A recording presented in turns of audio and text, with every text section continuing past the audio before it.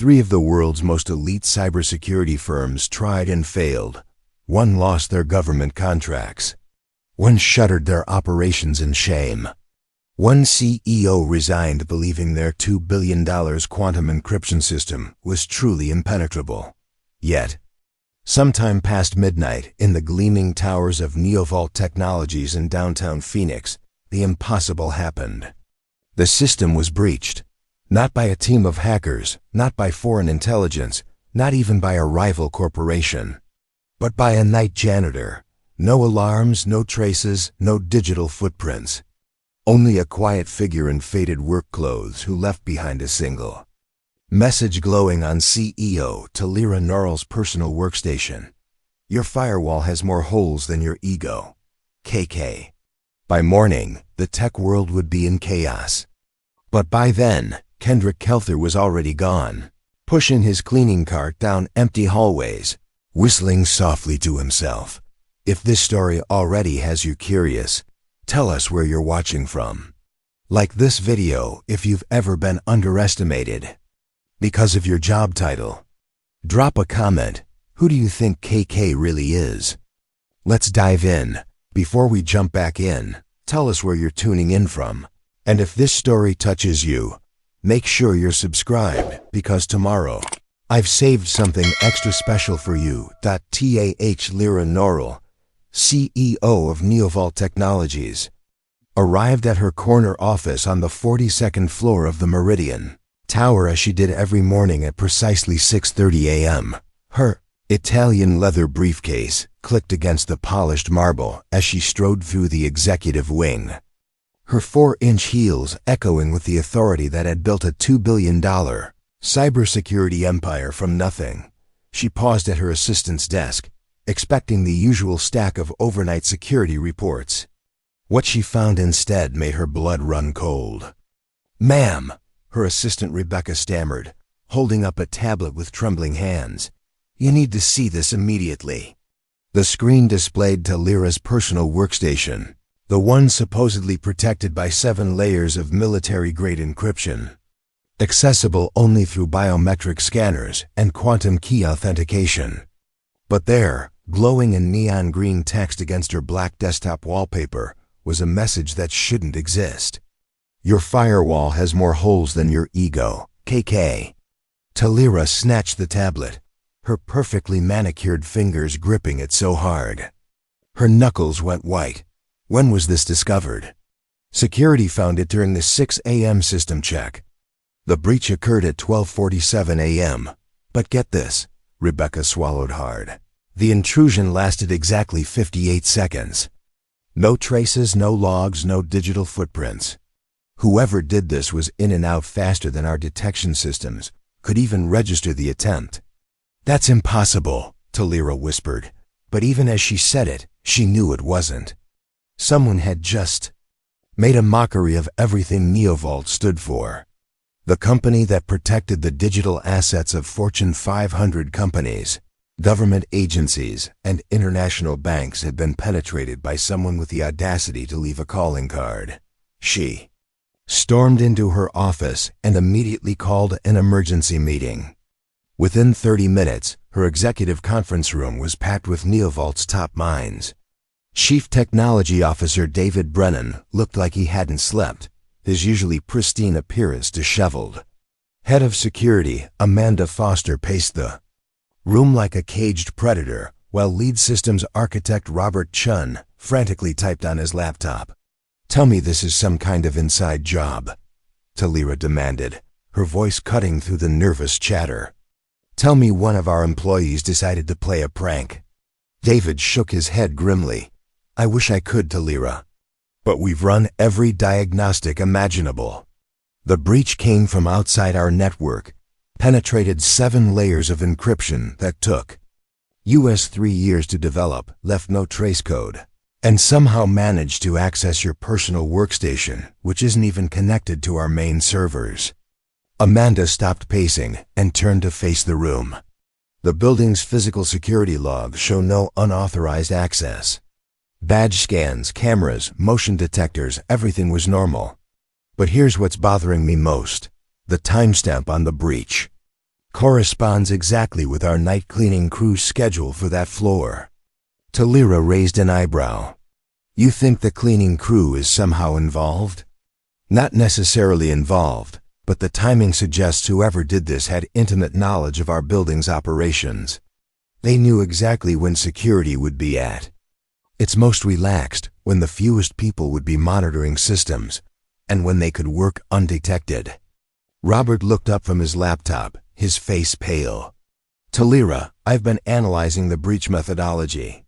This wasn't script kiddie work, or even professional hacker group tactics. This was something else entirely. The attack vectors were so sophisticated, so elegant, that they bypassed our AI-driven threat detection without even triggering a single alert.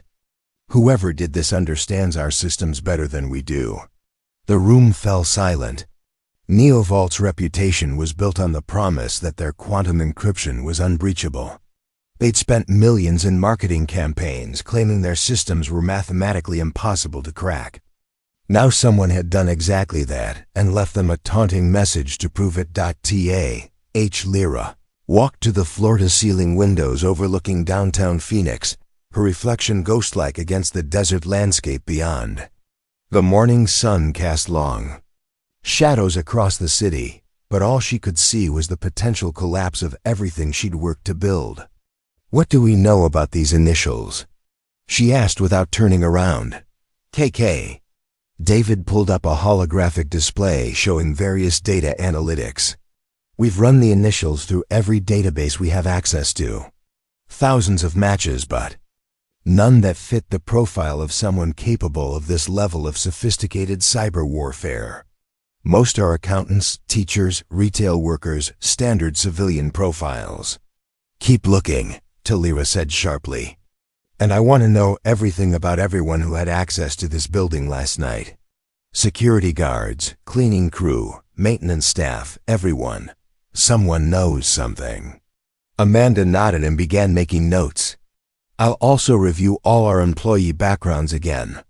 Maybe we missed something, some connection to advanced cybersecurity training or underground hacking communities. As the meeting disbanded, Talira remained at the window, her mind racing. In 12 years of building NeoVault, she had faced corporate espionage, hostile takeovers, and technological challenges that would have destroyed lesser companies. But she had never felt this vulnerable, this exposed. The message wasn't just a hack, it was a declaration of war. Someone out there possessed skills that made her company's best efforts look primitive. And they had chosen to announce themselves.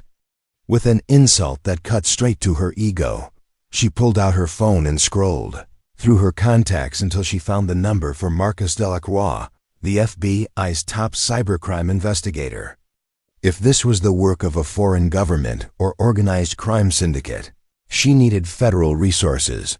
But as she prepared to dial, something stopped her.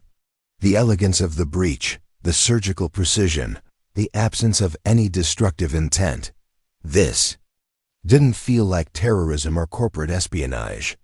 It felt personal, like someone was trying to prove a point. Her assistant knocked softly on the door.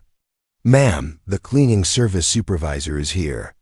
You asked to speak with everyone who was in the building last night. Send them in.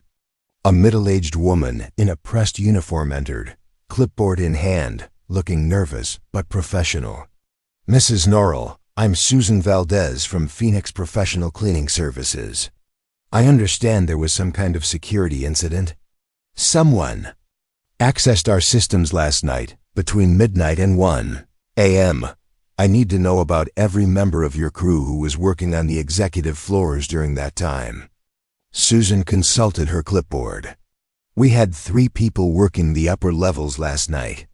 Maria Santos was on floors 38 through 40. Tommy Rodriguez handled 41 through 43. And Kendrick Kelther covered 44 through 46, including the executive wing. Talira made notes. How long have these people been working for your company? Maria and Tommy have been with us for over 5 years.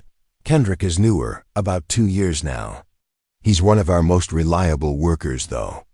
Always on time, very. Thorough, never any complaints. I'll need their employment records, background checks, everything you have. Of course. Though I should mention, Kendrick actually has some technical background. He sometimes helps us troubleshoot our scheduling software when it glitches. He's quite good with computers. Talira's pen stopped moving. Quite good how? Oh, just basic stuff, or so I thought. He fixed a network connectivity issue for us last month that our IT consultant couldn't figure out. Saved us a lot of money. Actually, the room suddenly felt smaller. I want to speak with this Kendrick Kelther immediately. Susan checked her watch. He'll be starting his shift at 6 p.m. Should I call him in early? Yes, and Susan, I need you to keep this conversation completely confidential. Don't mention to anyone that we're asking questions about last night. After Susan left, Talira stood alone in her office, staring at the name she'd written on her notepad. Kendrick Kelther. Something about this didn't add up. A janitor with computer skills working the exact floor where an impossible breach occurred. The timing was too perfect to be coincidental.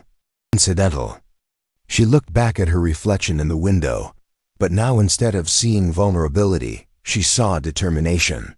If KK thought they could humiliate her company and disappear into the shadows, they were about to learn exactly what kind of person had built NeoVault from the ground up. The hunt was about to begin, 6 floors below Talira's executive suite.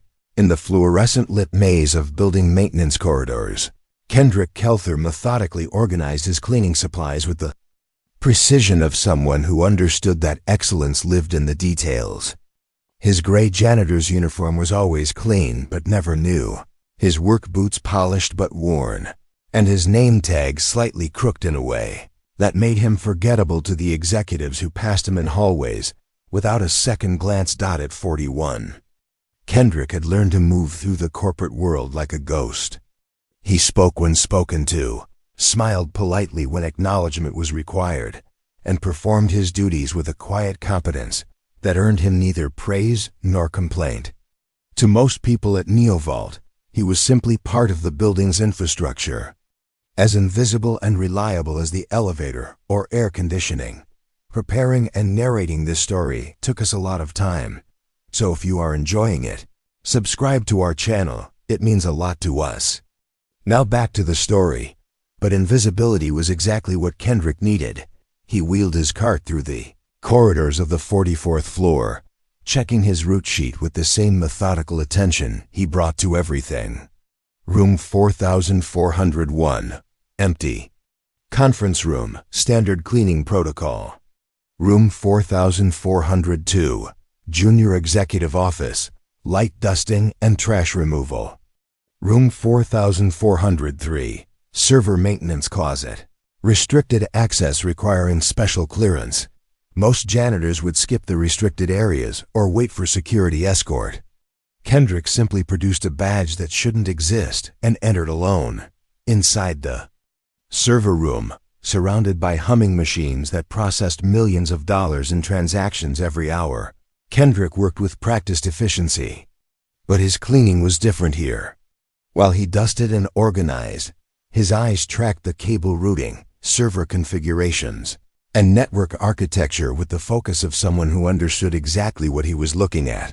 He paused at a workstation terminal, ostensibly to clean the keyboard, but his fingers moved across the keys with muscle memory that spoke of thousands of hours spent programming. Lines of code scrolled past too quickly for most people to read, but Kendrick's eyes tracked every character as he performed what appeared to be routine maintenance diagnostics. Running a bit slow tonight, aren't we? He murmured to the machine, his voice carrying the affection of someone talking to an old friend. His fingers danced across the interface, optimizing processes and clearing cache files with the casual expertise of a systems administrator. Anyone watching might have assumed he was following a checklist provided by the IT department. They would have been wrong. Kendrick was performing maintenance that NeoVault's own technicians wouldn't attempt without a team of specialists and hours of preparation. After 20 minutes, he shut down the terminal, finished his cleaning, and moved on. to the next room as if nothing unusual had happened. The servers he left behind ran 15% more efficiently than they had when he arrived. This was Kendrick's real work, performed in the shadows between his official duties. For 2 years he had been quietly maintaining, improving, and sometimes protecting NeoVault systems from vulnerabilities that their security teams hadn't even discovered yet. He left no traces, filed no reports, and never took credit. He simply fixed problems and moved on. His shift ended at 6 a.m., just as the first wave of early arriving executives began filtering into the building. Kendrick clocked out, stored his equipment, and walked through the employee exit into the Phoenix morning, where his battered Honda Civic waited in the far corner of the parking garage. The drive home took him through neighborhoods that most NeoVault employees would never see, past strip malls and apartment complexes where people worked multiple jobs to pay rent on time. Kendrick's apartment was in one of these complexes, a modest 2-bedroom unit on the 3rd floor of a building that had been luxury in 1987 but was now simply affordable. He climbed the stairs quietly, keys ready, listening for sounds from inside. What he heard made him smile for the first time since his shift began. "Dad, is that you?" The voice came through the door, high and excited and completely awake despite the early hour. "It's me, Jamie," he called back, unlocking the door to find his 8-year-old daughter sitting at the kitchen table, already dressed for school, working on what appeared to be a complex mathematics problem that would have challenged most high school students. "Look what I figured out," Jamie said, bouncing in her chair as she held up a notebook covered in equations. "I was working on that prime number sequence you showed me, and I think I found a pattern that could predict the next 17 numbers in the series." Kendrick examined her work, his tired eyes lighting up as he followed her logic. Jamie had inherited more than just his brown eyes and stubborn chin. She had inherited a mind that saw patterns where others saw chaos, connections where others saw random data. "This is exceptional work, sweetheart," he said, genuinely impressed. "You've essentially rediscovered a theorem that mathematician Bernhard Riemann spent years developing." "Really?" Jamie beamed. "Does that mean I'm smart like you?"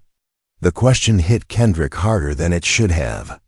How could he explain to his daughter that intelligence was both a gift and a burden, that being too smart in the wrong circumstances could cost you everything you held dear?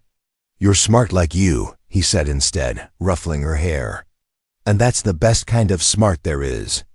They had breakfast together, Jamie chattering about her school projects while Kendrick listened with the focused attention of someone who knew these moments were precious. At 7:30, he walked her to the bus stop, part of their morning routine. That anchored both their days. "Dad," Jamie said as the school bus approached, "why do you work cleaning offices instead of doing computer stuff? You're better at it than anyone." It was a fair question, one she asked in various forms every few weeks. Kendrick knelt down to meet her eyes, the same conversation they'd had dozens of times, but never quite the same way. "Sometimes the most important work happens where people aren't watching," he said. "Sometimes helping people means they never know you helped them at all." Jamie considered this with the seriousness she brought to all their conversations. Like a secret superhero? Something like that. After the bus disappeared around the corner, Kendrick walked back to their apartment and sat at the kitchen table where Jamie had been working. Her math notebook was still open, revealing not just the prime number work, but dozens of other problems she'd been exploring. Geometry proofs, algebraic equations, even some basic programming concepts he'd been teaching her. She was 8 years old, and already working at a level that would qualify her for advanced placement courses. In another life, in different circumstances, Kendrick would have been enrolling her in gifted programs and specialized schools. But those kinds of opportunities came with visibility, with questions about family background and parental qualifications, questions that Kendrick couldn't afford to answer. He looked around their modest apartment, taking inventory of their carefully constructed life. No photographs on the walls that might reveal too much about their past. No awards or certificates that might indicate his true qualifications.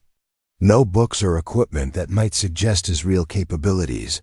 Everything designed to blend in, to appear ordinary, to avoid the kind of attention that could destroy everything he'd rebuilt. But last night, for exactly 58 seconds, Kendrick had allowed himself to be extraordinary again.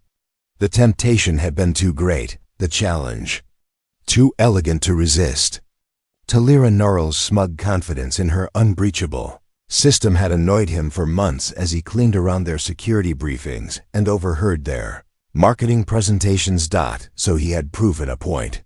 Quietly, elegantly, with just enough style to ensure the message couldn't be ignored. Now, as he prepared for a few hours of sleep before Jamie returned from school, Kendrick wondered if he had made a mistake. His old life had ended because he'd been too confident, too willing to show off his capabilities. He'd built this new life on the foundation of calculated invisibility. But sometimes, late at night in the digital heart of NeoVault Technologies, surrounded by systems he understood better than their own creators, the temptation to be himself again was overwhelming. Last night, he had given in to that temptation. Today, he would have to live with the consequences. Kendrick woke from restless sleep at 2 p.m., fragments of old nightmares clinging to his consciousness. Like smoke. He'd been dreaming about courtrooms again, about lawyers in expensive suits explaining to a jury why his reckless endangerment of financial systems warranted a 20-year prison sentence. About the moment when everything he'd built in his previous life had crumbled to dust. 5 years ago, Kendrick Kelther had been Dr. Kendrick Kelther, Chief Information Security Officer at Meridian Financial Group, one of the largest investment banks on the West Coast. He had been 36, married to a brilliant corporate attorney named Sarah, and the father of a 3-year-old daughter who thought he hung the moon and stars. He had also been the whistleblower who exposed the largest financial fraud in modern history. Meridian's executives had been using sophisticated algorithms to manipulate high-frequency trading systems, stealing fractions of pennies from millions of transactions in a scheme that generated nearly $2 billion in illegal profits. Kendrick discovered the fraud during a routine security audit, buried in code so complex that only a handful of people in the world could have understood its true purpose. His first mistake was trusting the system to correct itself. He reported his findings to his immediate supervisor, then to the compliance department, then to the board of directors. Each time, he was told his concerns were being investigated and addressed through proper channels. Months passed. The fraud continued. Kendrick watched as ordinary investors lost their retirement savings while Meridian's executives bought vacation homes and luxury cars with stolen money. His second mistake was believing that truth would be enough. Working alone, using access credentials that technically exceeded his authorization, Kendrick gathered irrefutable evidence of the fraud. Transaction logs, algorithm specifications, communication records between executives planning the scheme. He compiled everything into a comprehensive report and delivered it simultaneously to the FBI, SEC, and 3 major newspapers. The investigation that followed led to 17 indictments, including the CEO and most of Meridian's board of directors. Nearly $2 billion was recovered and returned to defrauded investors. Kendrick was initially hailed as a hero, the honest employee who risked everything to expose corporate corruption. But heroism in the financial world was a temporary condition. Meridian's defense attorneys argued that Kendrick had exceeded his authorized access to gather evidence, technically making him a cyber criminal. They claimed his unauthorized intrusion into secure systems had compromised sensitive client information and violated federal computer fraud statutes. The government prosecutors, under pressure to avoid any appearance of prosecutorial overreach, agreed to consider charges against Kendrick in exchange for his cooperation in the Meridian case. The deal was simple: Plead guilty to misdemeanor computer fraud charges. Accept a suspended sentence and 2 years of probation, and agree never to work in financial technology again. In exchange, the felony charges would be dropped and he could rebuild his life. Kendrick accepted the deal. He had no choice. Sarah was pregnant with their second daughter, and a felony conviction would have meant years in federal prison.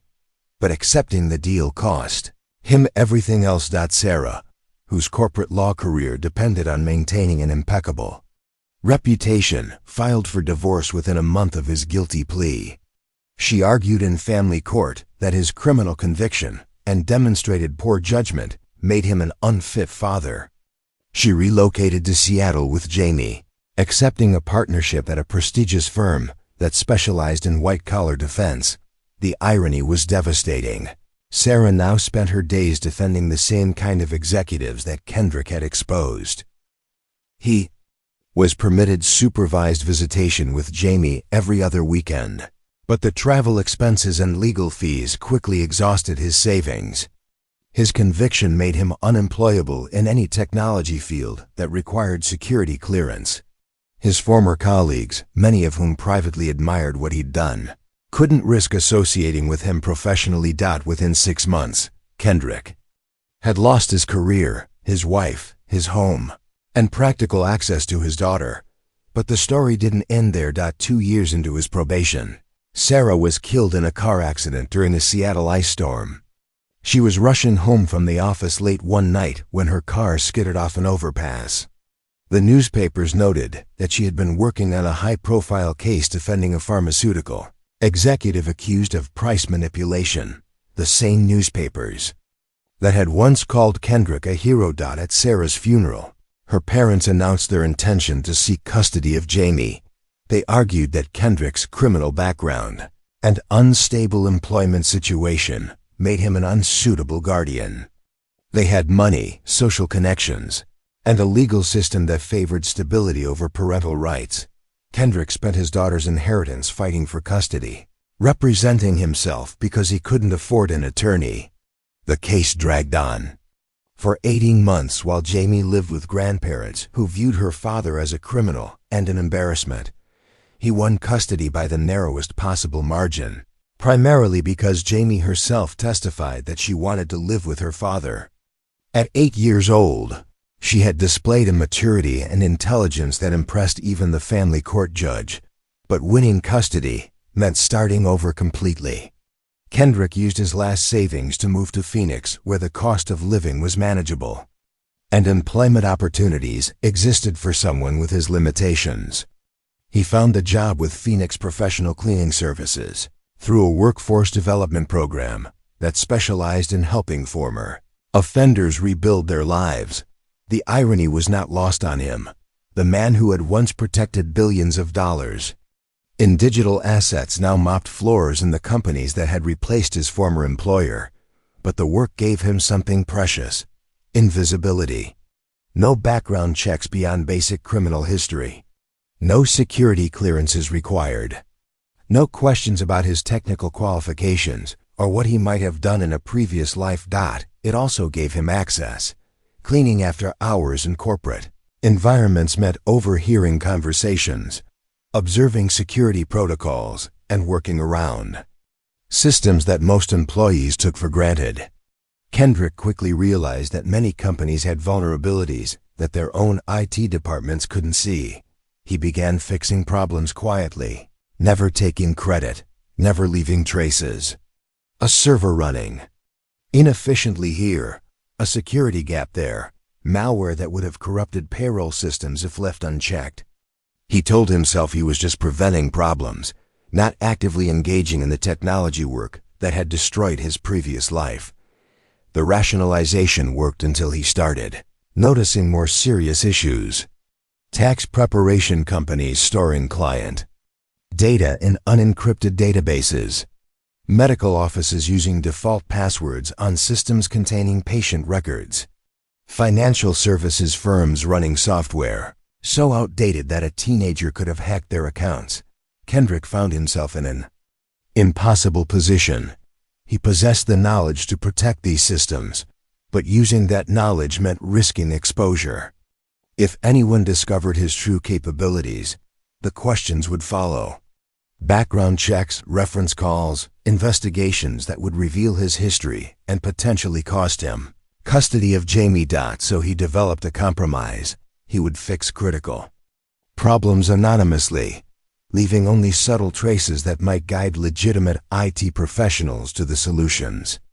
He never accessed personal data, never left calling cards, never did anything that could be traced back to him personally. Until last night. Talira. Norrell's arrogance had finally pushed him too far.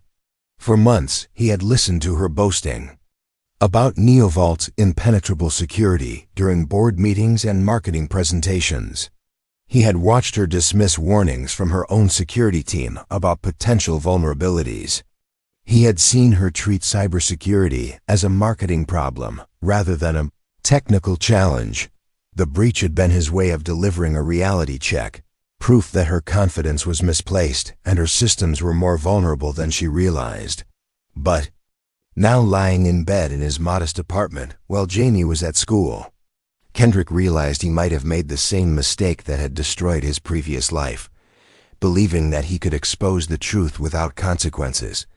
The difference was that this time, he had more than just his own future at stake. He had Jamie, and he would do anything, sacrifice anything, to protect the life they had built together, even if it meant returning to the shadows and pretending to be ordinary for the rest of his life. Talira. Norrell paced her office like a caged predator, her Louboutin heels clicking against Italian marble in a rhythm that matched her accelerating heartbeat. 3 hours had passed since she'd learned about Kendrick Calther's technical background, and every minute felt like watching her company's reputation bleed out through a wound she couldn't locate. "Tell me you have something," she said into her phone, speaking to Amanda Foster, who was currently 3 miles away conducting what was euphemistically called a routine security consultation at Phoenix Professional Cleaning Services.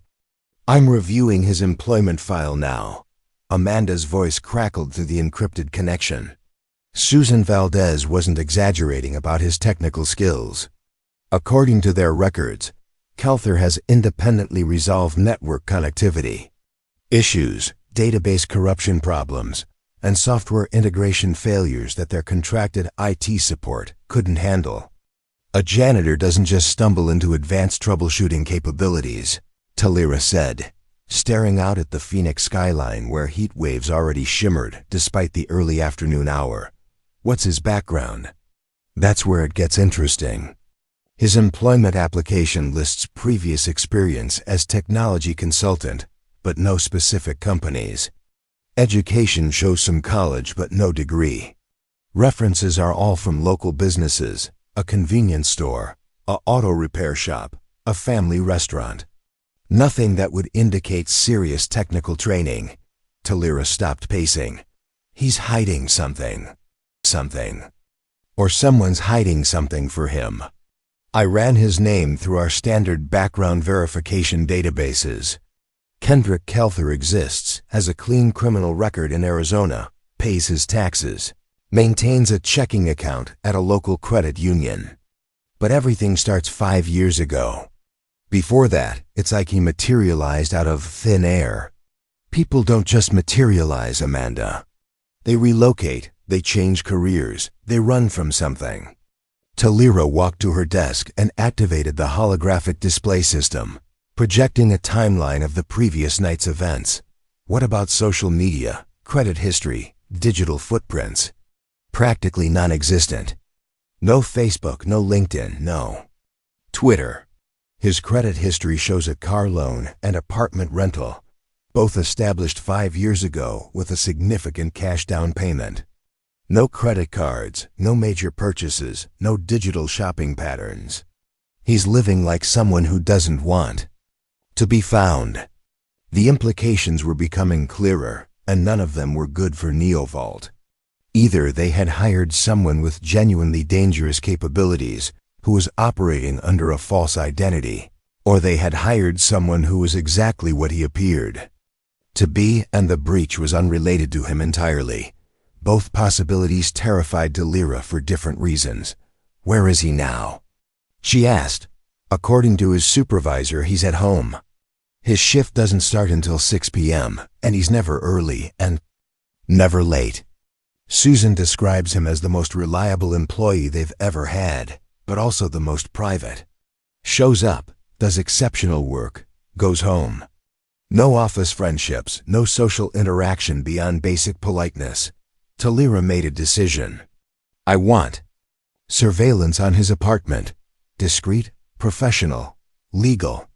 If he's our guy, he might try to run. If he's not our guy, we need to eliminate him as a possibility so we can focus on finding who is. Talira, are you sure about this? Surveillance of an employee based on circumstantial evidence could create significant legal liability if someone penetrated our most secure systems and left us a message that basically calls me an incompetent amateur. Our stock price has already dropped 3 points based on rumors that we've been breached. If this story gets out before we can control the narrative, NeoVault becomes a cautionary tale instead of a market leader. She walked back to the window, watching traffic crawl through downtown Phoenix in the summer heat. I didn't build this company to watch it get destroyed by someone's idea of a practical joke. Understood. I'll coordinate with the private investigation firm we've used before. Full surveillance package, but strictly observational. No direct contact, no attempts to gain access to his residence or personal property. Good. And Amanda, I want to know the moment he does anything unusual. Makes a phone call, sends an email, searches the internet, anything that might indicate he's aware we're investigating. Copy that. Anything else? Talira hesitated then. Asked the question that had been bothering her since the morning's revelation. In your professional opinion, based on what we know so far, do you think he's our guy? There was a long pause before Amanda answered, honestly, I think he's exactly our guy. The timing, the technical capability, the deliberate anonymity, it all fits. But Talira, if I'm right, then we're dealing with someone who has skills that exceed most of our senior developers. The question isn't whether he did it. The question is what he wants and what he's capable of doing next. After ending the call, Talira sat in her executive chair and tried to process the implications. NeoVault's entire business model was built on the promise that they could protect their clients' digital assets from exactly this kind of sophisticated intrusion. If a janitor could waltz through their defenses and leave taunting messages, what did that say about their ability to protect Fortune 500 companies and government agencies? Her phone buzzed with an incoming call from the board chairman. Talira, we need to talk. Harrison Blackwell's voice carried the weight of significant financial worry. I'm getting calls from investors asking about rumors of a security incident. The stock's down 6 points now and trading volume is through the roof. Harrison, we're handling the situation.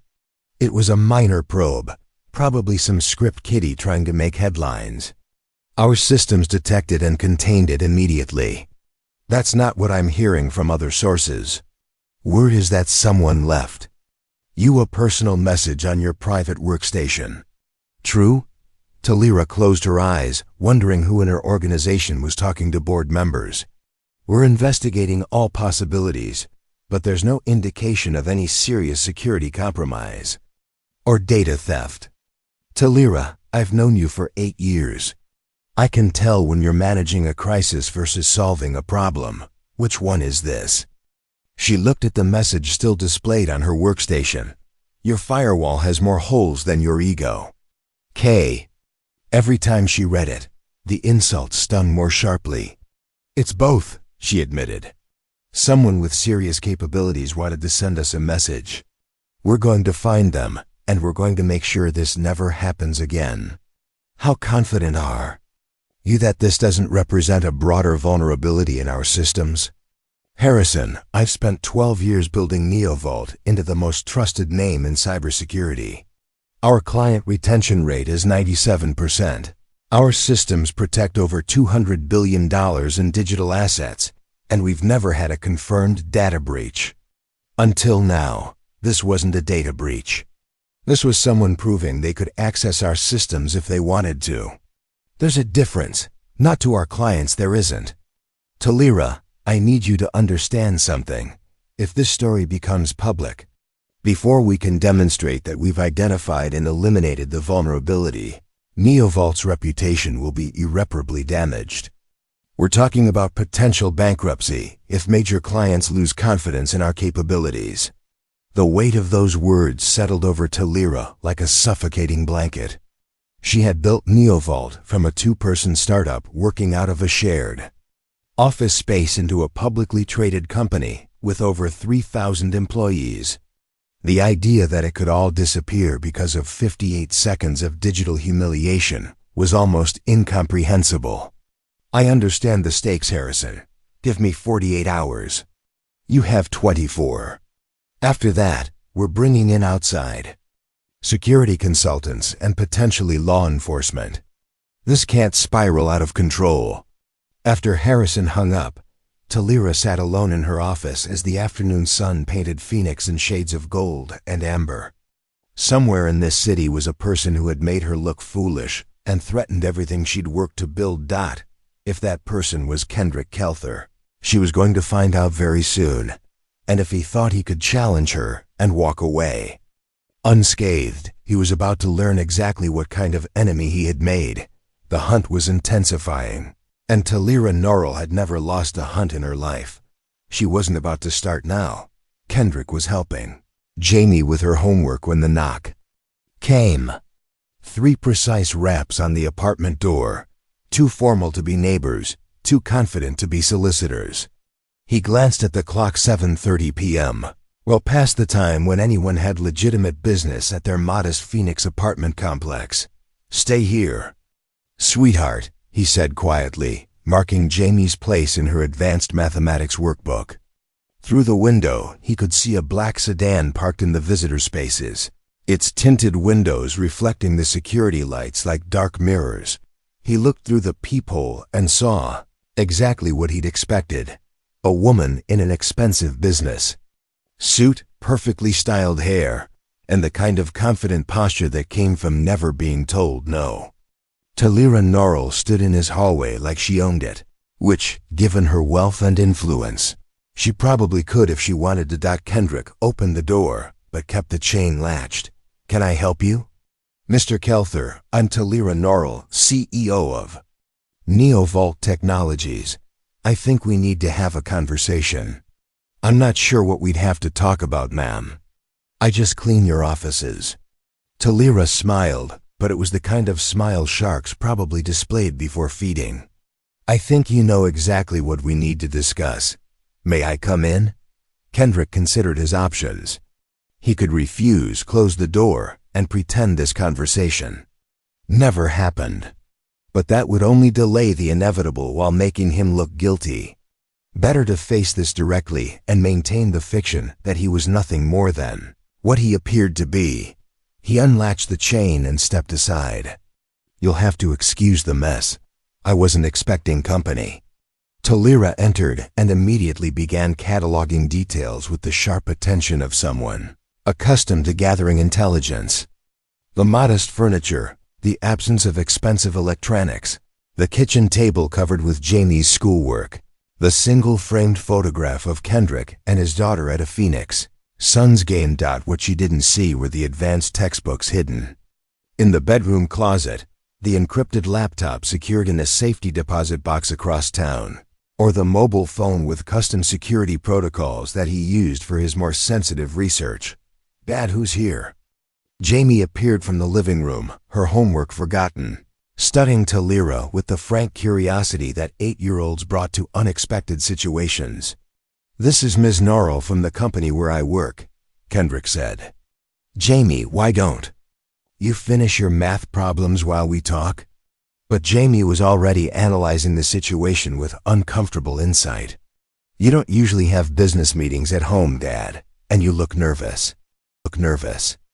Talira raised an eyebrow, impressed despite herself. You're very observant, Jamie. How old are you? 8. Are you here to fire my dad? Because if you are, you should know he's really good at his job. He fixes things that other people can't fix. The innocent comment hit like a guided missile. Kendrick felt Talira's attention sharpen, her focus shifting from casual observation to predatory interest. What kind of things does your father fix? Talira asked, kneeling down to Jamie's eye level with the practiced charm of someone who'd learned to manipulate people of all ages, computers mostly. People bring him their broken laptops and he makes them work again. And sometimes he helps with really hard math problems that, Jamie, Kendrick interrupted gently but firmly, why don't you go work on your homework? Ms. Norrell and I need to discuss some work stuff. Jamie looked between them, clearly sensing undercurrents she didn't understand, then reluctantly returned to the living room. But Kendrick noticed she positioned herself where she could hear their conversation, while pretending to focus on mathematics. Lyra waited until Jamie was out of sight, then turned to face Kendrick with the full force of her attention. Let's skip the pretense, shall we? Someone accessed my personal workstation last night, between 12:47 and 12:48 a.m. The breach was elegant, sophisticated, and completely untraceable through conventional digital forensics. It also occurred during your scheduled cleaning rotation of the executive floors. I clean a lot of floors, Ms. Norrell. I'm not responsible for your cybersecurity problems. The person responsible left a message. Your firewall has more holes than your ego. It was signed KK. She paused, letting the implications settle. Kendrick Kelther, KK. Kendrick maintained his expression of mild confusion, though internally he was calculating escape routes and contingency plans. Lots of people have those initials, ma'am. And I wouldn't know a firewall from a garden wall. Talira walked to the kitchen table where Jamie's homework was spread out, examining the advanced mathematical concepts an 8-year-old was casually working through. Your daughter is exceptionally gifted. She's a bright kid. These are high school level algebraic proofs. This geometric analysis would challenge most college freshmen. And this, she pointed to a page covered in what appeared to be programming notation, looks like algorithm development. She likes puzzles. Mr. Kelther, I've spent the last 6 hours learning everything I can about you. Your employment history, your background, your financial records. Do you know what I discovered? Kendrick waited, knowing that whatever she'd found was only the tip of the iceberg he'd constructed to hide his previous life. You don't exist, Talira continued. 5 years ago, Kendrick Kelther appeared in Phoenix like a ghost materializing out of thin air.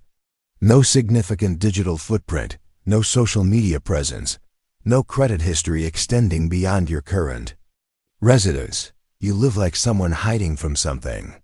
I live like someone who minds his own business and expects others to mind theirs. Talira laughed, but there was no humor in it. Fair enough. So let me ask you directly, did you hack into my systems last night? The question hung in the air between them like a loaded weapon. Kendrick could feel Jamie listening from the next room, could sense his daughter's anxiety about this strange woman who was clearly challenging her father in ways she didn't understand.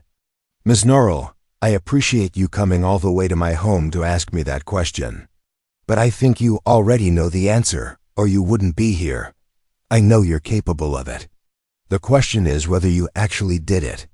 Kendrick studied her face, seeing the combination of fury and frustration that came from someone accustomed to having all the answers, discovering they knew nothing at all.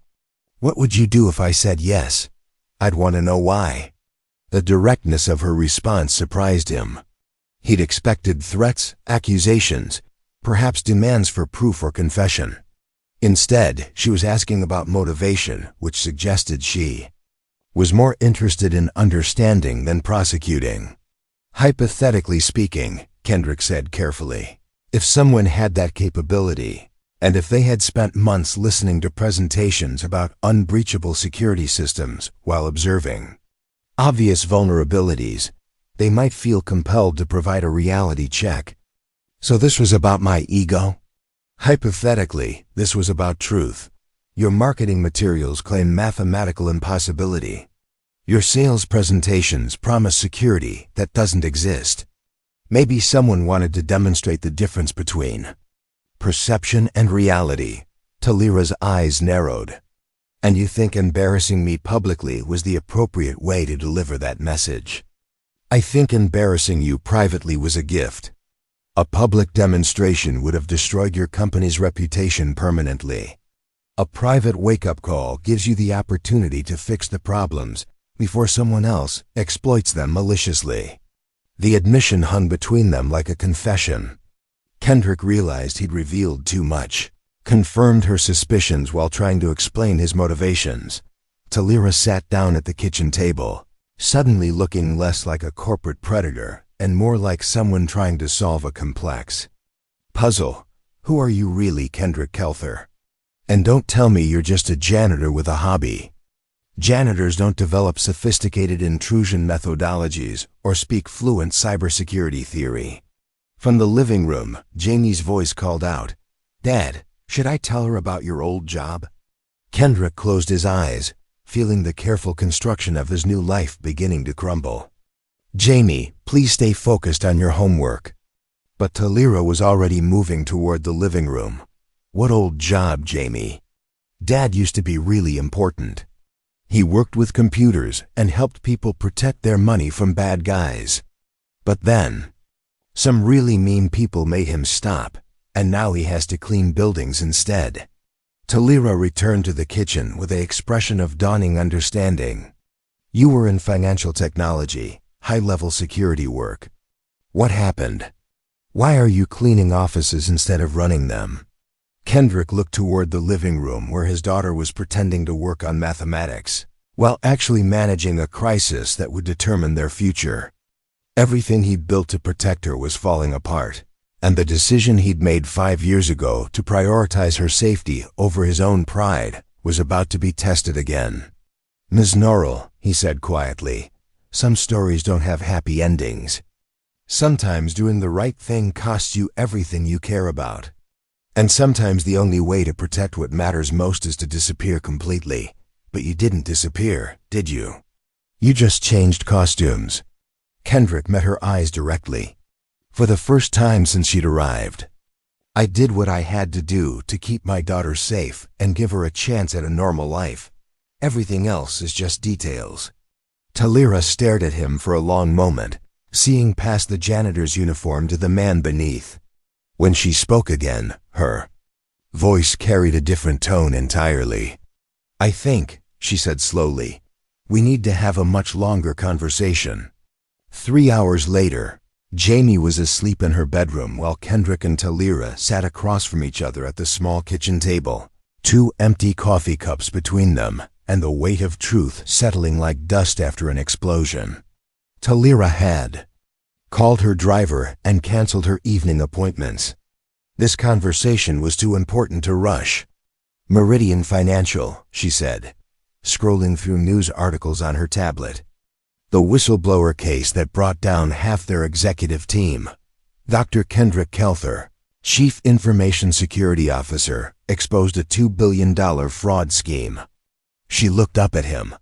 "The articles say you were a hero." "The articles said a lot of things that weren't entirely accurate. They also say you pleaded guilty to computer fraud charges." Her voice carried no judgment, only curiosity about how the pieces fit together.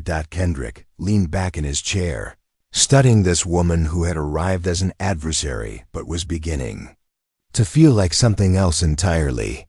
"The government needed my cooperation to prosecute the executives. Admitting to unauthorized access was the price of bringing down the real criminals. But it cost you everything. Not everything." He glanced toward Jamie's bedroom. "The most important thing survived." Talira followed his gaze, understanding dawning in her expression. "Your daughter doesn't know the full story, does she? She knows her father used to have a different job and that some people were unfair to him. That's enough for now.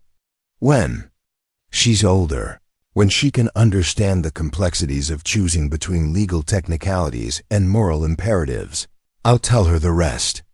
And you've been hiding ever since. Kendrick shook his head. I've been rebuilding.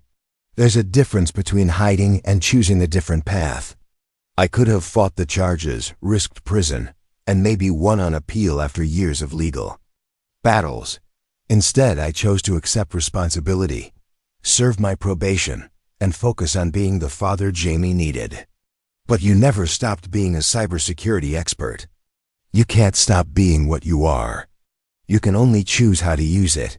He gestured around the modest apartment.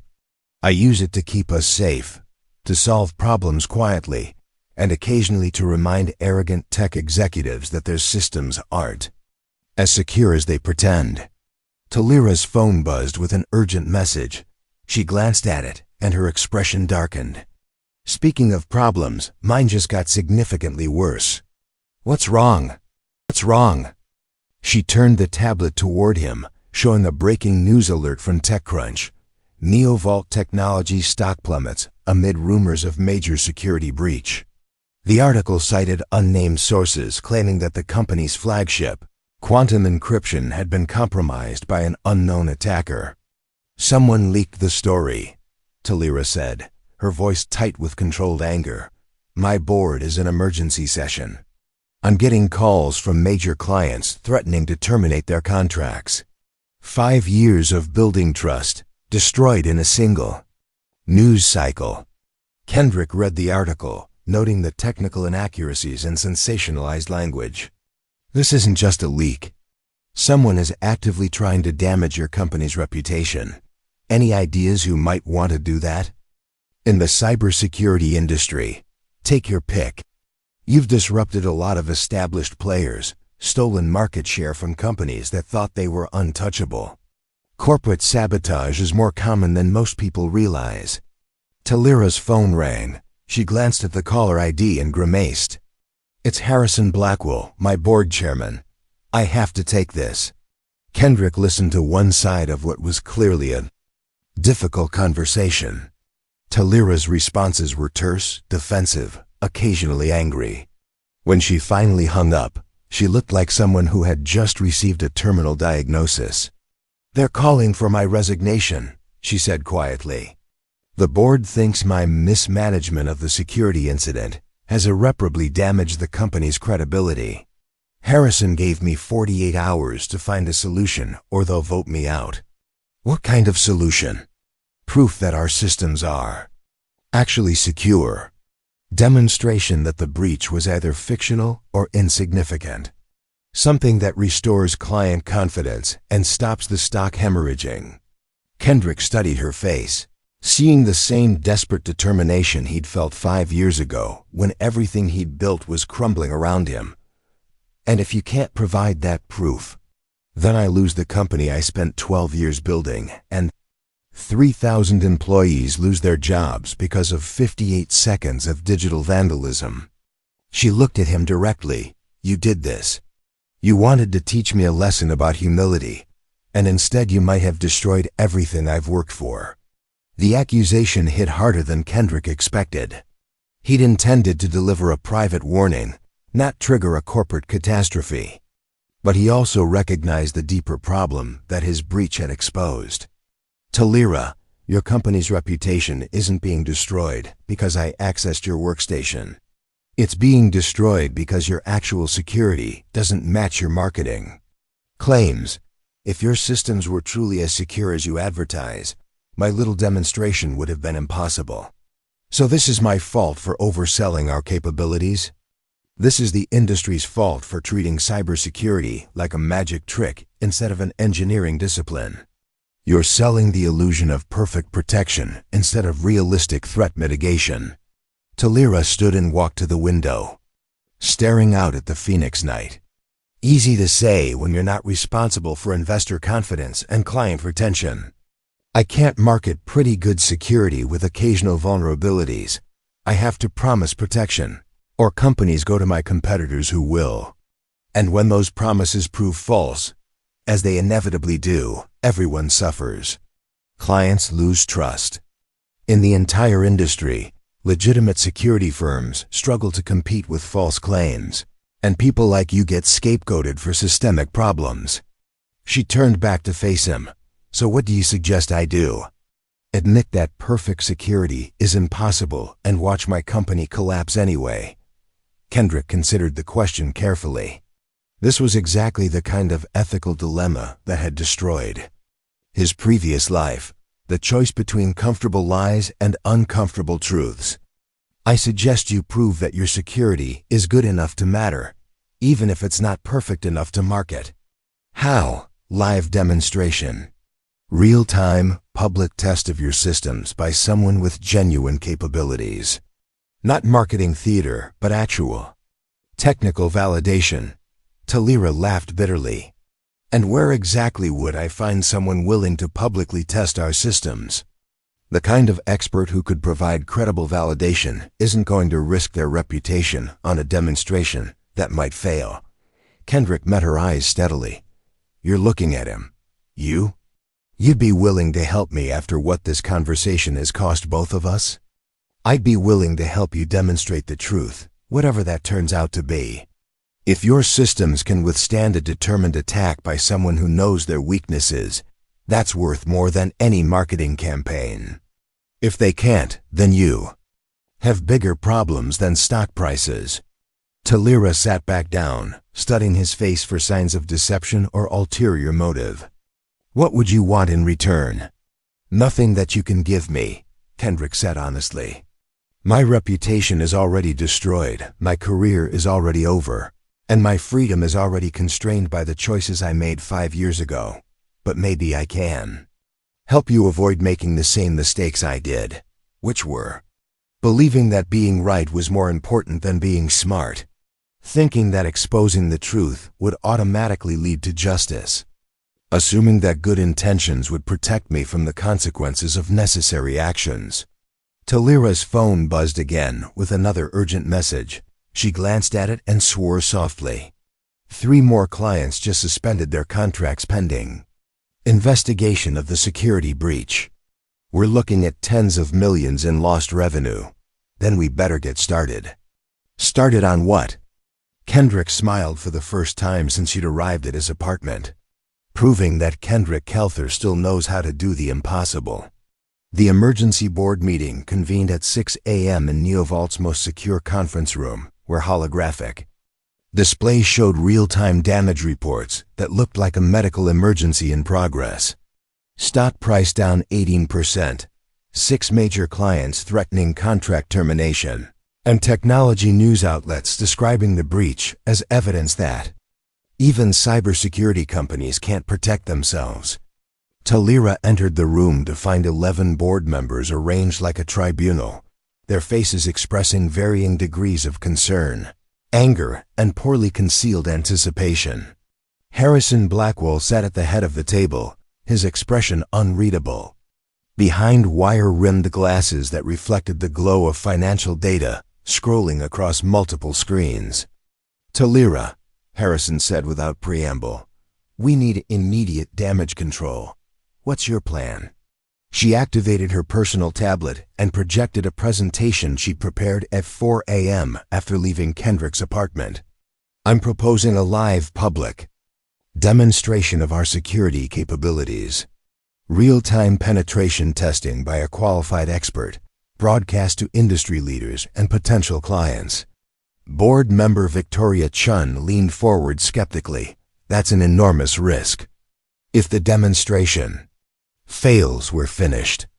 If we don't demonstrate our capabilities, we're finished anyway, Talira replied. Client confidence is gone. Market credibility is destroyed. We either prove our systems work under pressure, or we admit defeat. Who would conduct this test? Asked Robert Morrison, the former CIA director who served as the board's security oversight specialist. We'd need someone with unquestionable credentials and no conflicts of interest. Talira had anticipated this question, but her answer was going to create more problems than it solved. I've identified a consultant with the necessary expertise. Someone who successfully penetrated our systems before and understands our vulnerabilities better than anyone. Harrison's expression sharpened. You're talking about whoever was responsible for the original breach. I'm talking about someone who can provide credible, independent validation of our security measures. Talira, Victoria said slowly. Are you seriously suggesting we hire the person who attacked us to publicly test our defenses? I'm suggesting we hire the person most qualified to determine whether our defenses are adequate. The room erupted in heated discussion. Board members argued about liability, public relations risks, and the optics of appearing to negotiate with cyber criminals. Talira let them debate while monitoring her phone, where messages continued arriving about contract cancellations and competitor companies offering to rescue NeoVault clients. Finally, Harrison called for quiet. Let's assume for a moment that this plan isn't completely insane. What exactly are you proposing? Talira activated another slide. Live demonstration, tomorrow afternoon, broadcast to invited industry observers. The consultant attempts to penetrate our most secure system, the quantum encrypted database protecting our client financial information while our security team defends in real time.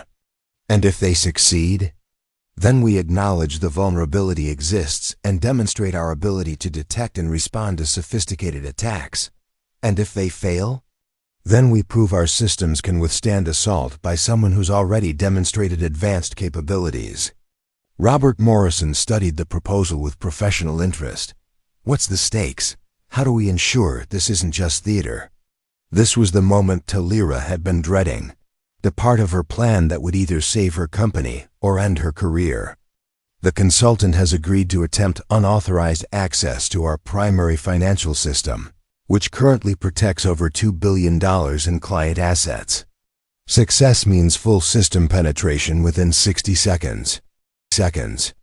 The silence that followed was deafening. Victoria Chun was the first to speak, her voice barely above a whisper. You want to bet our entire company on a 60-second hacking demonstration? I want to prove that our security measures are strong, enough to protect our clients' most valuable assets under the most extreme circumstances. Harrison removed his glasses and cleaned them slowly, a gesture Talira recognized as his way of buying time to think. And what happens to this consultant after the demonstration? That depends on the results. Talira, if someone successfully penetrates our financial systems, even in a controlled demonstration, we're legally obligated to report it to federal authorities. Your consultant would be subject to prosecution for computer fraud. The consultant understands the risks. Do you? Victoria asked pointedly. If this demonstration fails, you'll be responsible for the largest publicly witnessed cybersecurity failure in corporate history. Your career will be over, your reputation destroyed permanently. Talira looked around the room at faces that had once supported her vision and now questioned her judgment. These people had invested hundreds of millions of dollars in her leadership, trusted her to protect their investment, and watched her build NeoVault into an industry leader. Now they were watching her risk everything on what appeared to be a desperate gamble. My career is already over if we don't restore client confidence immediately, she said. Our reputation is already destroyed if we can't prove our systems work as advertised. This demonstration either validates our technology or exposes problems that were going to surface eventually anyway. Harrison replaced his glasses and consulted his tablet. I've been reviewing the financial projections. If current client defection continues for another week, we're looking at bankruptcy within 6 months. The short-term damage is already catastrophic. So, we have nothing left to lose? We have everything left to lose, he corrected. But we're going to lose it anyway unless something changes dramatically and immediately. He looked around the table, measuring the expressions of his fellow board members. All in favor of authorizing Talira's demonstration? The vote was closer than she'd expected. 6 in favor, 5 opposed. Just enough to proceed, but not enough to provide real support if things went wrong. Motion passes, Harrison announced. Talira, you have until 2 p.m. tomorrow to either save this company or finish destroying it. After the board members left, Talira sat alone in the conference room, staring at financial charts that showed her life's work disappearing in real time. Her phone buzzed with a text message from Kendrick. Saw the news about tomorrow's demonstration. Are you sure you want to do this? She typed back, too late to back down now. Are you ready? His response came immediately. I've been ready for 5 years. Talira smiled grimly. Tomorrow afternoon, in front of industry leaders, federal investigators, and her own employees, she was going to watch a former whistleblower either save her company or destroy it completely. Either way, the pretense would finally be over. The Meridian Tower's 42nd floor had been transformed into a technological coliseum. NeoVault's largest conference room now housed representatives from 12 major corporations, 4 government agencies, and 6 technology news outlets, all gathered to witness what industry blogs were calling the most audacious cybersecurity demonstration in corporate history. Talira stood at the front of the room, projecting confidence she didn't feel while technicians completed final preparations on the system that would determine her fate.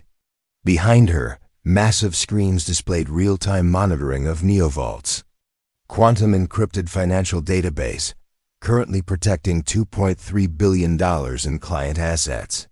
Ladies and gentlemen, she began, what you're about to witness is not a marketing presentation or carefully staged demonstration. This is a live, unscripted test of our security measures under actual attack conditions. In the back of the room, FBI Special Agent Patricia Russo took notes while federal prosecutors prepared to evaluate whether the demonstration constituted legitimate security testing or criminal computer fraud. The legal implications were staggering, but Talira had passed the point where legal considerations mattered more than corporate survival. Our systems will be tested by an independent consultant who has previously demonstrated the ability to penetrate our defenses. Talira continued.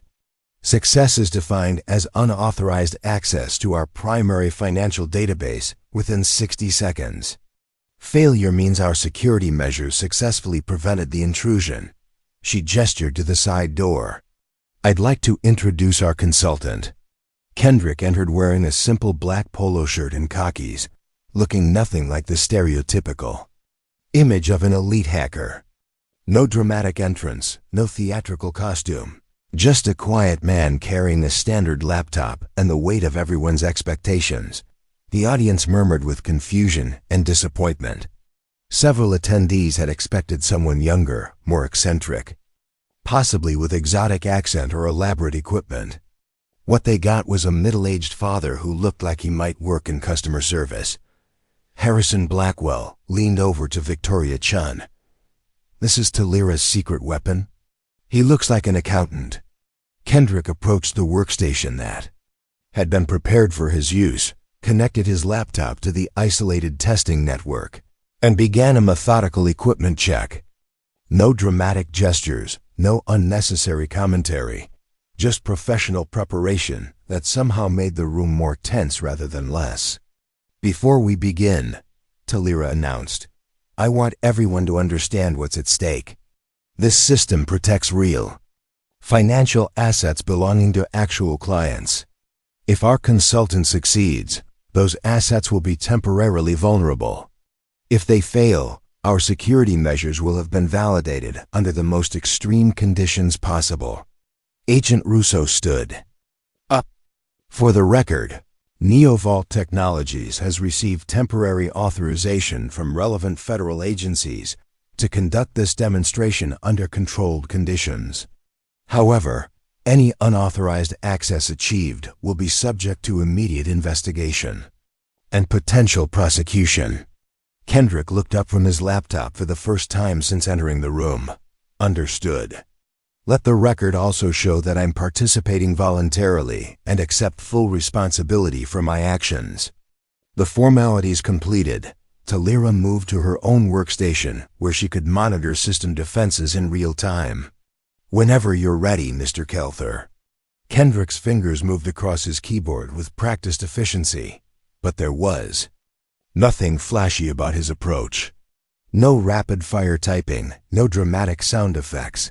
Just methodical exploration of network architecture that most observers couldn't follow. On the monitoring screens, NeoVault's security team watched intrusion. Detection algorithms activate as probing attempts began appearing across multiple system entry points. The attacks were subtle, sophisticated, designed to test response mechanisms rather than trigger obvious alarms.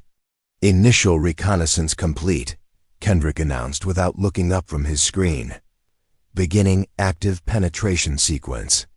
What happened next would be debated in cybersecurity circles for years afterward.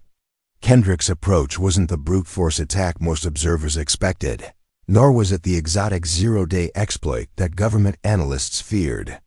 Instead, he began systematically exploiting trust relationships between legitimate system components, using the network's own security protocols against itself. "He's not attacking our defenses," whispered Amanda Foster, NeoVault's head of security. "He's convincing them he belongs here." On the display screens, security alerts began cascading as monitoring systems detected unusual but not clearly malicious activity. Database queries that appeared routine, but accessed information in unexpected patterns. Authentication requests that seemed legitimate, but came from sources that couldn't be verified. 30 seconds remaining, Talira announced, her voice steady. Despite the growing realization that their defenses were being systematically dismantled, Kendrick's typing accelerated slightly, his approach shifting from reconnaissance to execution. The screens showed privilege escalation attempts, firewall reconfigurations, and encryption key manipulations happening so quickly that human operators couldn't respond in real time. 15 seconds. The room fell completely silent except for the subtle clicking of Kendrick's keyboard and the humming of cooling systems, working to manage servers under unprecedented stress. 10 seconds. Agent Russo leaned forward, pen poised over her notepad. 5. Kendrick's hands stopped moving. He leaned back in his chair and spoke in the same quiet voice he'd used throughout the demonstration. "Access granted."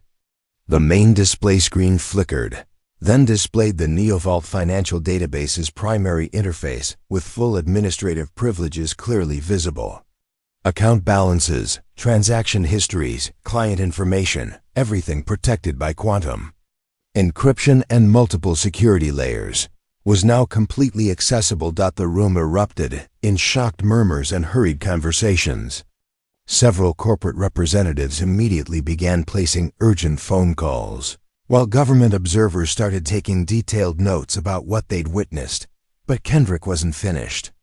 "However," he said, raising his voice slightly to cut through the noise, "I should point out that while I successfully gained access to the system, every action I took was logged, monitored, and traceable through your security infrastructure."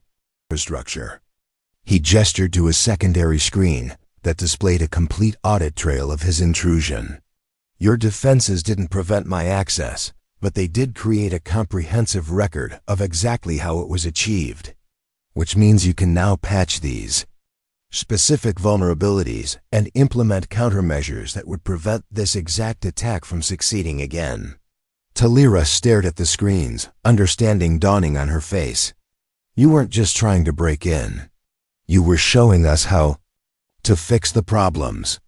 I was demonstrating the difference between security theater and actual protection. Your marketing claims promise perfection, but real security is about detection, response, and recovery. Your systems performed exactly as they should have under these circumstances." Agent Russo closed her notepad and approached the workstation. "Mr. Kelther, you understand that you've just committed federal computer fraud in front of multiple law enforcement witnesses." Kendrick looked up at her calmly. "Yes, ma'am. I also just demonstrated that NeoVault's security measures are substantially more effective than their own marketing department realizes." Harrison Blackwell stood up slowly. "Are you saying that this demonstration proves our systems work?" "I'm saying this demonstration proves your systems are good enough to matter, even when they're not perfect enough to market, which is exactly what real cybersecurity should be. The room fell silent as everyone processed the implications. NeoVault security had been breached, but had also been validated. The attack had succeeded, but it had also been completely documented and traced. Most importantly, Kendrick Kelther had just proven that he was exactly who he claimed to be. Someone willing to sacrifice everything to expose the truth, even when that truth was complicated and inconvenient. T.A.H. Lira looked around the room at representatives who had come expecting to witness either triumph or disaster, and instead had seen something much more valuable: honest assessment of real capabilities under actual pressure. "Ladies and gentlemen," she said, "I believe we've just redefined what cybersecurity demonstration should look like." But as federal agents approached to place Kendrick under arrest for computer fraud, she realized that redemption always came with a price, and sometimes the people willing to pay that price were the ones least able to afford it. Agent Russo had taken exactly 3 steps toward Kendrick when Harrison Blackwell's voice cut through the conference room like a blade. "Agent Russo, a moment please." The FBI agent paused, her handcuffs halfway out of her jacket. Around the room, corporate representatives and government observers watched as Harrison stood up with the deliberate authority of someone accustomed to reshaping reality through sheer force of will. "Mr. Blackwell," Agent Russo said carefully, "federal computer fraud statutes are quite clear about unauthorized access to protected systems." "Indeed they are," Harrison replied, walking toward the front of the room where Kendrick sat calmly at his workstation. "But I believe there may be some confusion about the authorization status of today's demonstration." He gestured to his briefcase, from which he produced a legal document that appeared to have been prepared well in advance. "This is a formal consulting agreement between NeoVault Technologies and K2 Security Solutions, dated 3 days ago, authorizing comprehensive penetration testing of our financial systems." Talira stared at Harrison in shock. She had never heard of K2 Security Solutions, and certainly hadn't authorized any consulting agreements 3 days ago. "And this," Harrison continued, producing a second document, "is Mr. Kelther's business license for K2 Security Solutions, filed with the state of Arizona 18 months ago." Kendrick looked up from his laptop with an expression of mild surprise that didn't quite reach his eyes. "Mr. Blackwell, I'm not sure what you're talking about."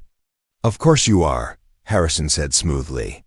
"K2 Security Solutions has been providing discrete cybersecurity consulting services to select clients for over a year. Very exclusive, very private, very effective. NeoVault hired your firm specifically because of your demonstrated ability to identify vulnerabilities that conventional testing misses." Agent Russo examined the documents with growing confusion. "These appear to be legitimate business filings and contracts." "They are legitimate," Harrison confirmed. "What you witnessed today wasn't a criminal intrusion, but an authorized security assessment conducted by an independent consultant under contract with NeoVault Technologies." The room buzzed with confused conversations as observers tried to process this unexpected development. Talira approached Harrison with a mixture of gratitude and bewilderment. "Harrison, what's happening here?" she asked quietly. "What's happening?"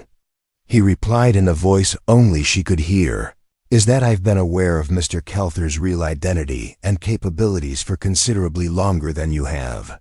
When you proposed this demonstration, I realized we had an opportunity to solve several problems simultaneously." "You knew who he was?" "I knew that our night custodian had been quietly fixing problems that our security team hadn't even detected. I knew that someone with extraordinary technical skills was choosing to work anonymously rather than seek recognition. And I knew that such a person might be exactly what NeoVault needed to differentiate ourselves in an increasingly competitive market." Harrison turned to address the room again.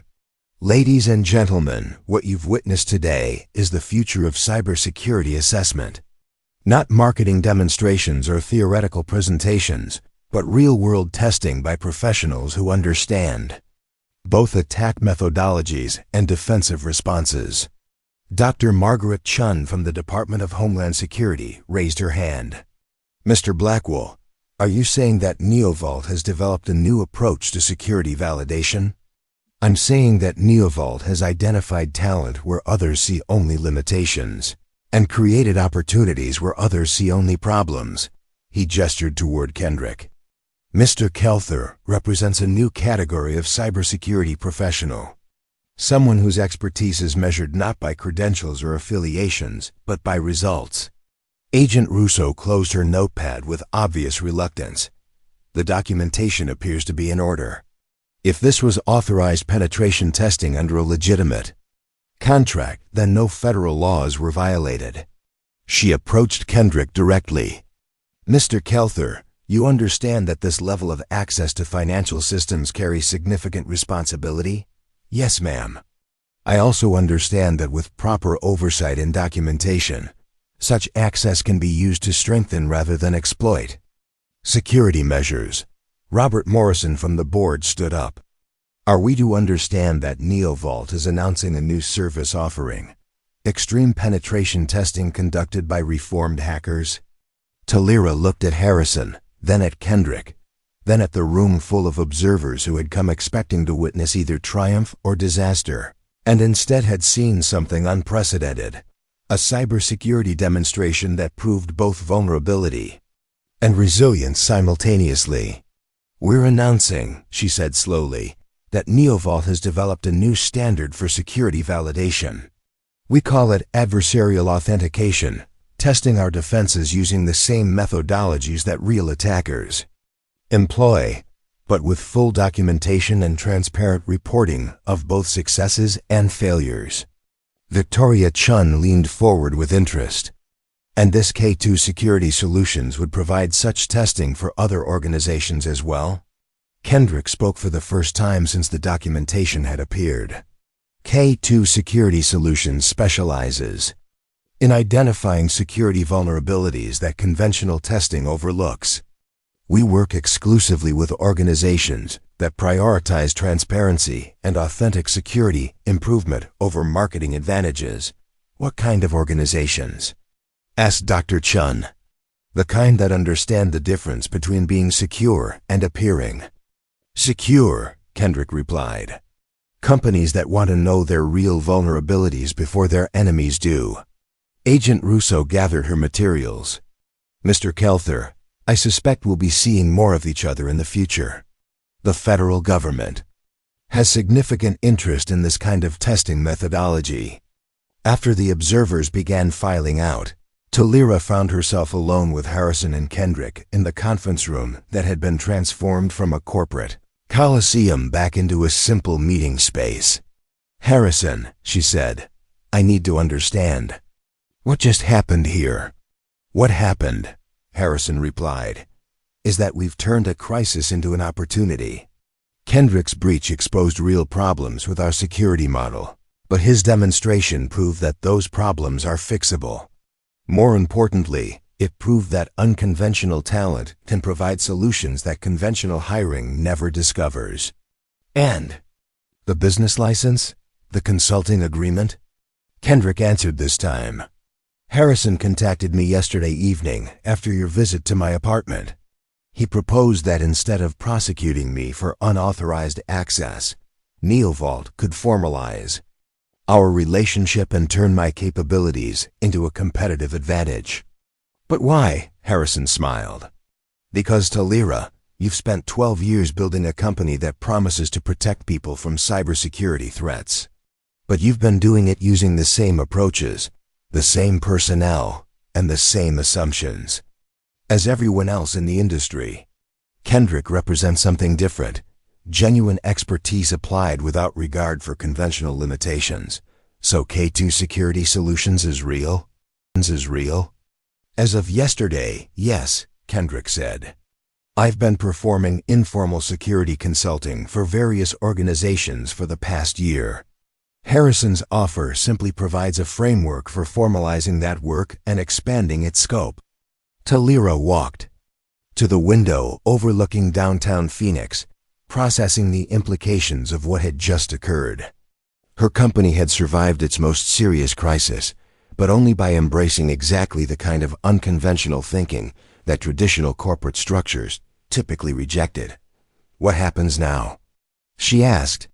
"Now," Harrison said, "we implement a partnership that allows K2 Security Solutions to provide specialized testing services while NeoVault maintains its position as the industry leader in quantum encryption and defensive technologies." "And Kendrick continues working as a janitor?" Kendrick stood up and began disconnecting his laptop.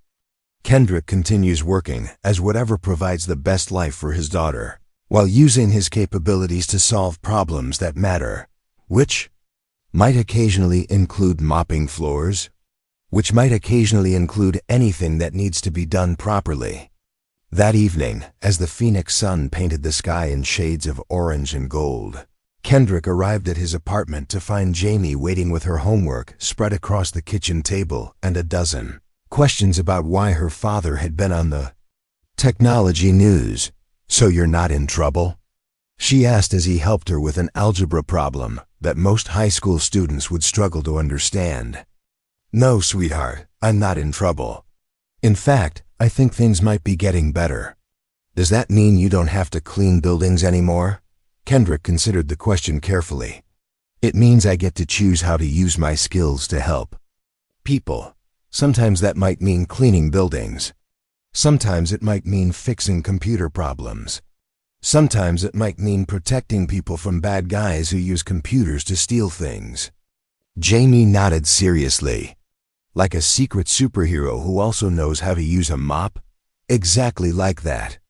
As they worked through her mathematics homework together, Kendrick realized that for the first time in 5 years, he wasn't hiding from his past or his capabilities. He was simply choosing how to use them in ways that honored both his talents and his responsibilities as a father. The next morning, K2 Security Solutions received its first official contract from a major corporation that had witnessed the previous day's demonstration. By the end of the week, they had 17 inquiries from organizations seeking adversarial authentication services. And somewhere in the NeoVault building, a different night custodian was quietly mopping floors while Kendrick Kelther worked from a proper office, using his real name and genuine expertise to solve problems that mattered. But he kept the janitor's uniform in his closet, just in case he ever needed to remember where real work actually happened. 6 months later, the cybersecurity industry had quietly transformed in ways that most people never noticed but everyone benefited from. The NeoVault demonstration, as it became known in professional circles, had sparked a movement toward authentic security testing that spread far beyond the conference room where it began. K2 Security Solutions now employed 12 former custodians, maintenance workers, and night shift employees who had been quietly observing and solving problems in corporate environments for years. Each had been discovered through word-of-mouth recommendations from organizations that learned to look past job titles to find genuine expertise. Maria Santos, who had cleaned medical offices for 8 years while secretly identifying HIPAA violations that could have cost hospitals millions in fines, now served as K2's healthcare compliance specialist. Tommy Rodriguez, whose maintenance work had given him intimate knowledge of manufacturing security weaknesses, headed their industrial systems division. The ripple effects extended far beyond cybersecurity. Major corporations began implementing hidden talent initiatives, formal programs designed to identify employees whose capabilities exceeded their current roles. Universities started offering unconventional expertise scholarships for students whose knowledge came from experience, rather than traditional education. Most importantly, the story had inspired thousands of people to reconsider the assumptions they made about the capabilities of those around them. At Jefferson Elementary School in Phoenix, where Jamie was now in 4th grade, her teacher Mrs. Patterson noticed Something remarkable happening. Students were beginning to ask different questions about the custodial staff, the cafeteria workers, and the crossing guards. Instead of ignoring the adults who kept their school running, they were curious about their stories, their skills, and their dreams. "My dad says everyone has hidden superpowers," Jamie explained to her class during a presentation about careers. "Sometimes the most important people are the ones nobody notices." The presentation included photographs of Kendrick at work, both in his consulting office and occasionally still helping with building maintenance, when complex problems required someone who understood both technology and infrastructure. Jamie had titled her project, "Why My Dad is a Real Superhero, Even When He's Not Wearing a Cape." Meanwhile, across town at Neovault Technologies, Talira stood before a packed auditorium delivering the keynote address at the Global Cybersecurity Innovation Summit. Her presentation, "Beyond Credentials, Finding Excellence in Unexpected Places," had become one of the most requested talks in the industry. "6 months ago," she told the audience, "I almost fired the most talented cybersecurity expert my company had ever encountered because I couldn't see past his job title. Today, that man leads our most successful consulting division and has helped transform how our entire industry approaches talent identification." The audience included executives from Fortune 500 companies, government officials, and academics from leading universities. But it also included custodians, security guards, and maintenance workers whose employers had finally recognized that proximity to systems often created understanding that formal education couldn't match. Harrison Blackwell, now serving as chairman of the newly established National Foundation for Unconventional Talent, announced the launch of programs designed to identify and develop expertise wherever it existed.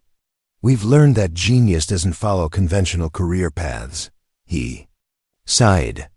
"Our job is to create opportunities for extraordinary people to contribute in extraordinary ways, regardless of how they discovered their capabilities."